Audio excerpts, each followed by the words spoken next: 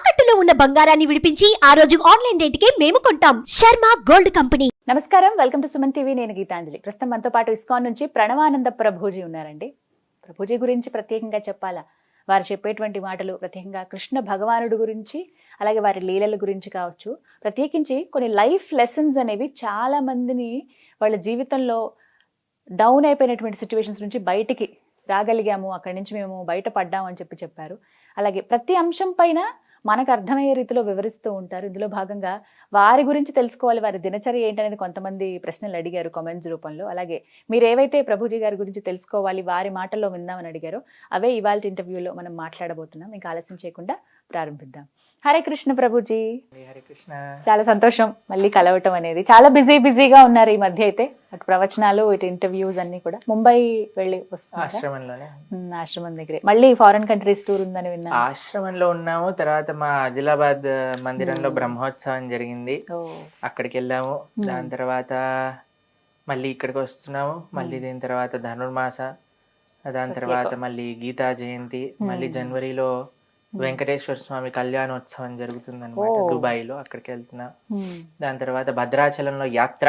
భద్రాచలంలో మనం సుందరాకాండ హవనము, సీతారామచంద్ర స్వామి వారి యొక్క కళ్యాణం పట్టాభిషేకము, దాని తర్వాత అక్కడ శ్రీరాముడు రామ భక్తులు అనే శీర్షిక పైన ప్రవచనాలు జనవరి 17, 18, 19, 20 తారీఖులలో అక్కడ భద్రాచలంలో.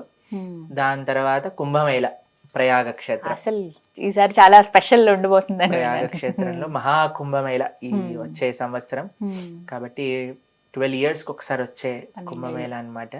అయితే అక్కడికి మౌని అమావాస్య, వసంత పంచమి రెండు షాహీ స్నాన్ అని ఉంటుంది అనమాట. షాహీ స్నానాలు ఉంటాయి. సంక్రాంతి, మౌని అమావాస్య, వసంత పంచమి, దాని తర్వాత శివరాత్రి, ఇలా 4-5 స్నానాలు ఉంటాయి. షాహీ స్నాన్ అంటారు. అందులో 2 షాహీ స్నానాలకి ప్రయాగ కుంభక్షేత్రంలో 2 months వరకు షెడ్యూల్ అంతా ఇలా ఫిక్స్ అయిపోయి ఉందన్నమాట. రోజు 2 గంటలు జపం చేసుకోవాల్సిందే. ఏకాదశి వస్తే 64 మాలలు జపం చేయాల్సిందే.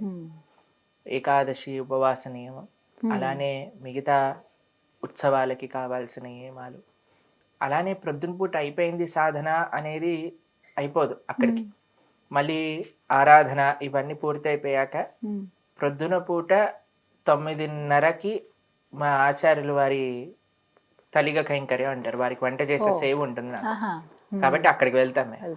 స్వామివారికి ప్రసాదం చేసి భగవంతుడికి నివేదన చేసి స్వామివారికి ఇచ్చేసాక మా గురువు గారికి ప్రసాదాన్ని వడ్డించాక వారి యొక్క ఉచ్చిష్ట శేషములతో మేము ప్రసాదం తీసుకుంటాం. మధ్యాహ్నం పూట 1 గంట ఆ సమయం అవుతుంది అనమాట. ఆ టైం 1 గంట. దాని తర్వాత ప్రసాదం తీసుకున్నాక కొద్దిసేపు ఏదన్నా మీటింగ్స్ ఉన్నా సరే, భక్తులతో మాట్లాడాలన్నా, దిశానిర్దేశం చేయాలన్నా అవన్నీ అయిపోతాయి.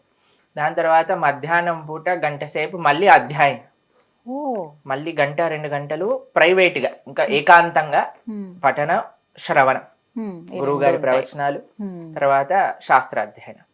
ఇవి చేసుకున్నాక మళ్ళీ సాయంకాలం పూట మళ్ళీ మధ్యాహ్నిక కార్యక్రమాలన్నీ పూర్తి చేసుకున్నాక మళ్ళీ సాధనలు ఇవన్నీ అయిపోయాక మళ్ళీ సాయంకాలం పూట మళ్ళీ స్నానము, సంధ్యావందనాది కార్యక్రమాలు అయిపోయాక మళ్ళీ ఆలయ దర్శనం, ప్రసాదం తీసేసుకొని మళ్ళీ మనకి సాయంకాలం పూట ఏదైనా ప్రోగ్రామ్ ఉందనుకోండి, ప్రవచనాలు ఉన్నాయనుకోండి ప్రవచనం, లేకపోతే మీటింగ్, లేదా ఏమి లేదయ్యా మీకు సమయం ఉంది అంటే గోశాలకు వెళ్ళి గోసేవ చేసుకోవటము, ఆలయంలోకి వెళ్ళి ఆలయం శుభ్రం చేయటము, లేదా భక్తులతో ఏదన్నా ఏకాంతిక విషయాలు ఏదన్నా మాట్లాడాలన్నా, వారికి ఏదైనా దిశానిర్దేశం చేయాలన్నా వాటితో అలా రోజంతా భగవంతుడి యొక్క సేవలోనే 24/7 నిమగ్నం చేయాలి అనే ఉద్దేశం.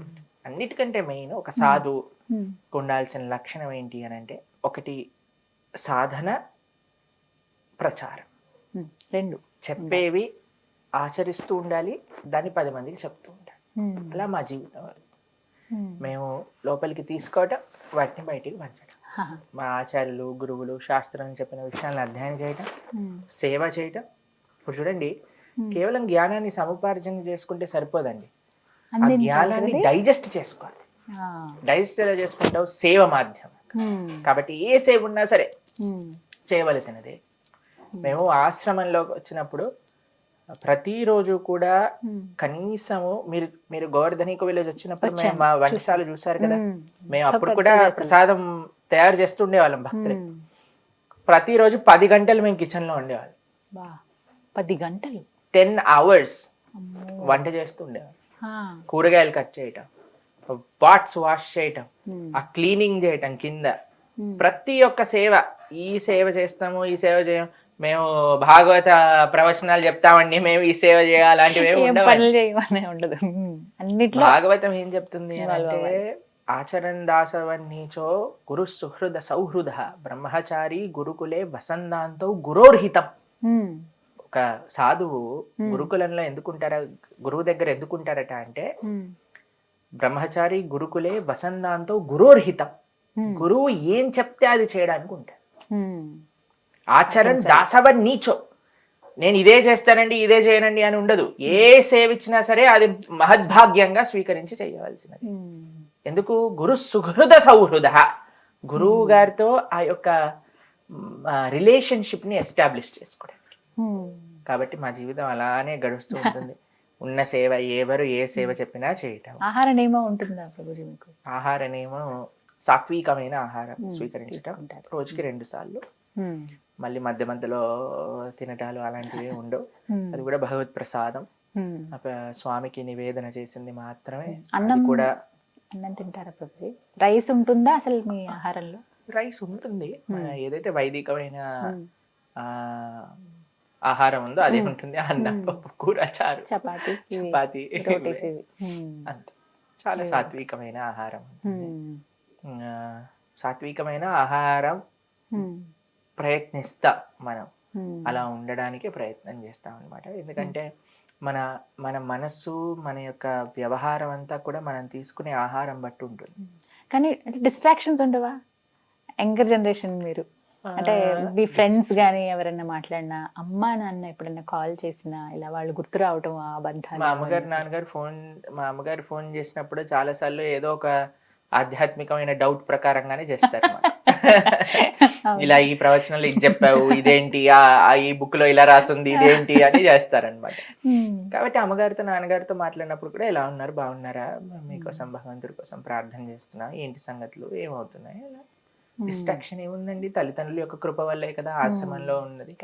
ఫ్రెండ్స్ తో మాట్లాడతారు? ఫ్రెండ్స్ తో మాట్లాడతామంటే అంత అలా అని డెస్పరేట్ గా ఫ్రెండ్స్ తోటి ఎవరైనా ఫోన్ చేశారనుకోండి మాతో, ఎలా ఉన్నారు ఏంటి, వాళ్ళు కూడా ఇదే చెప్తుంటారు, మేము ఈ ప్రవచనం విన్నాము, మేము ఆశ్రమానికి రావాలనుకుంటున్నాము, మా అమ్మగారు ఇలా అంటున్నారు, నీ ఫ్రెండా అంటున్నారంటే మా ఫ్రెండే, మేము పక్కనే కూర్చొని చదువుకునే వాళ్ళం అని చెప్తుంటాం.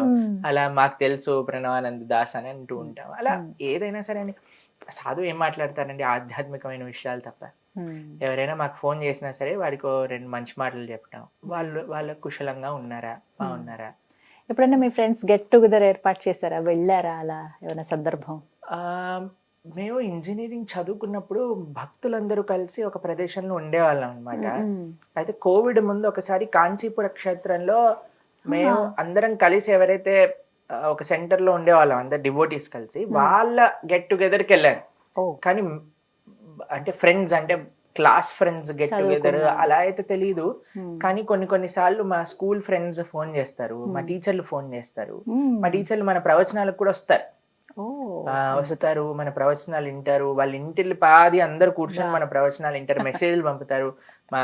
మా స్కూల్లో టీచర్లు అందరూ మాకు మెసేజ్ పంపుతారు, మేము ఈ ప్రవచనం విన్నాం, ఇలా చెప్తున్నారు, వాళ్ళు అలా అంటున్నారు. అండ్ థ్యాంక్ యూ టీచర్ అంటే, మా అమ్మాయి ఇప్పుడు మీకు ఒకప్పుడు మేము టీచర్ చెప్పాం, ఇప్పుడు మీరు నాకు టీచర్ అయిపోయారు.